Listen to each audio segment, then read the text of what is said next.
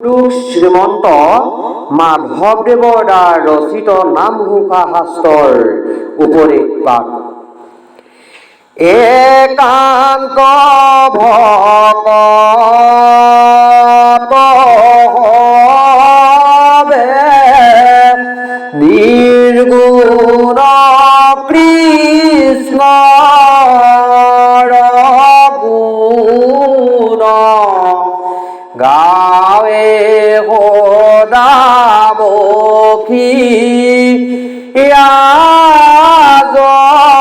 যথাত বৈকুণ্ঠ পৰিহৰি যোগীৰ হৃদয় এৰি থাকা হৰি সাক্ষাতে তথাত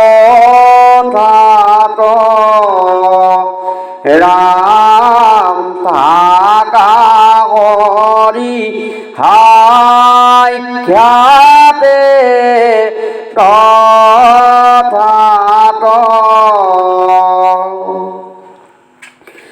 বৈকুণ্ঠ সাত ভাগি আছে। শান্তনুবিলাক, শ্বেতবিলাক, পুষ্পবিলাক, পংকজবিলাক, কনকদত্ত, সনাতন আৰু গোলোকধাম।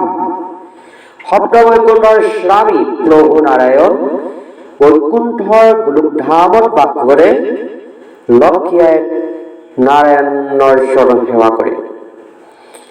একান্ত যিসকল ভকত আছে, একান্ত ভকতসকলে এক মনে এক ধ্যানে হৰিৰ নাম কীৰ্তন যেতিয়া কৰে, বৈকুণ্ঠ এৰি থৈ প্ৰভু নাৰায়ণ একান্ত ভকতৰ কাষলৈ আহে আৰু তেওঁ গুণানুকীৰ্তন শুনি থাকে। বৈকুণ্ঠক পৰিহৰি যোগীৰ হৃদয় থকা হৈ সাক্ষাৎ।